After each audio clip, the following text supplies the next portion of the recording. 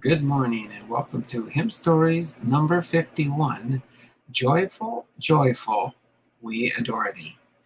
Joyful, joyful, we adore thee, God of glory, Lord of love. Hearts unfold like flowers before thee, hail thee as the sun above. Melt the clouds of sin and sadness, drive the dark of doubt away.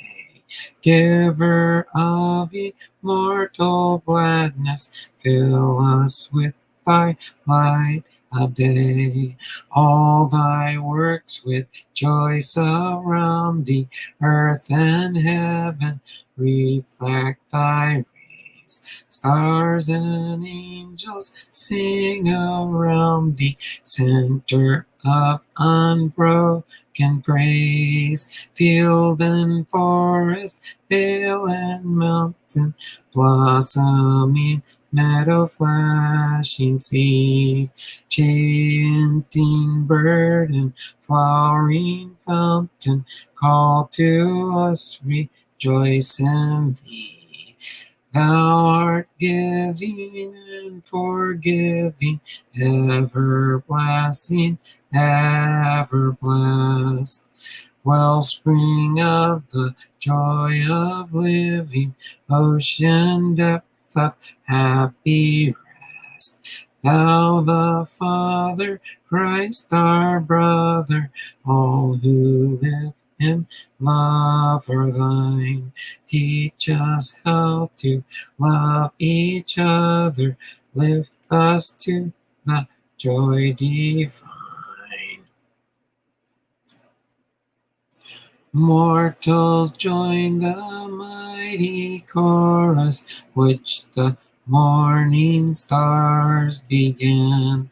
Father, love is reigning o'er us, brotherly love that binds man to man. Ever singing, march we onward, victors in the midst of strife. Joyful music lifts us onward in the triumph song of life. Hopefully you enjoyed that song. We do sing this song in our church for sure, so I was familiar with this one. So thank you for probably noticing that I knew the tune. All right. Joyful, joyful, we adore thee. The author is Henry Van Dyke from 1852 to 1933. The music was from Ludwig van Beethoven, 1770 to 1827. The tune name was Hymn to Joy, and the meter reading was 8787 double. So it did have a little bit of a faster pace on that hymn. The scripture reading for this hymn is from Galatians 5, verse 22, which starts off and says, "But the fruit of the Spirit is love and joy." This hymn is generally considered by hymnologists to be one of the most joyous expressions of hymn lyrics in the English language. Its author, Henry Van Dyke, was born in Germantown, Pennsylvania on November 10, 1852. During his lifetime, he was recognized as one of the ablest Presbyterian preachers and leading literary figures in this country. In addition to achieving fame as a preacher, he served as a professor of literature in Princeton University from 1900 to 1923. He was the moderator of his denomination, became a Navy chaplain during World War I, and represented his country as an ambassador to Holland and Luxembourg under an appointment by President Wilson. He was a prolific writer and writer of devotional material, with many of his books being bestsellers. This is the best known of Van Dyke's hymns. He stated his purpose in writing it as follows: "These verses are simple expressions of common Christian feelings and desires in this present time. Hymns of today may be sung together by people who know the thought of the age and are not afraid that any truth of science will destroy their religion or that any revolution on earth will overthrow the kingdom of heaven. Therefore, these are hymns of trust and hope. Joyful, joyful, we adore thee portrays a joyful interplay between God's created world and the manifestation of this same creative spirit in the life of a believer. Such interesting similarities as hearts unfold, flowers before thee, illustrate the interesting technique. The second verse reminds us that all of God's creation speaks of his glory in doing so, directs our worship to the Creator himself. The fourth stanza concludes with the invitation for all of God's children to join the mighty chorus of joy begun at creation's dawn. Job 38, verse 7, and in doing so, to find the encouragement needed for any circumstance of life. The text for this hymn was written while Van Dyke was a guest preacher at Williams College in Williamstown, Massachusetts.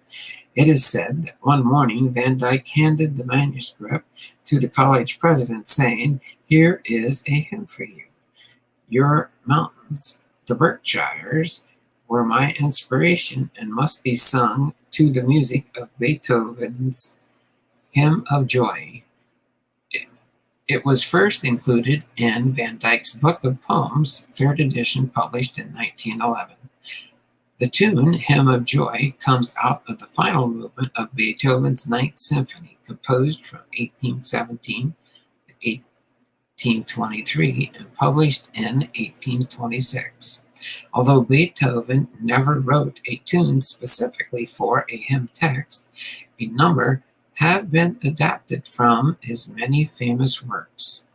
This is the most widely used of these adopted by hymn tunes, and it was first adapted for a hymnal by Edward Hodges, an English organist who served the Trinity Church in New York City. The Ninth, or Choral Symphony, was Beethoven's last symphony and is generally considered to be his greatest. It took him 6 years to complete the writing of this work, and it was his supreme desire to complete one great symphony that would combine both instruments and voices in one majestic expression of sound. He was inspired for this work by a poem written by his German poet friend Friedrich Schiller, a work entitled Ode to Joy.